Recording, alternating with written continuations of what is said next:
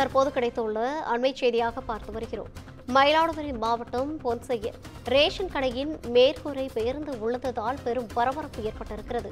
இது குறித்தான கூடுதல் விவரங்களோடு இணைகிறார் நமது செய்தியாளர் யோகேஸ்வரன்.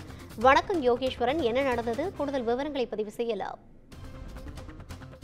வணக்கம் ரவீனா. மயிலாடுதுறை மாவட்டம் தரங்கம்பாடி தாலுகா கிடாரங்கொண்டான் ஊராட்சியில் பொன்சை கிராமம் உள்ளது.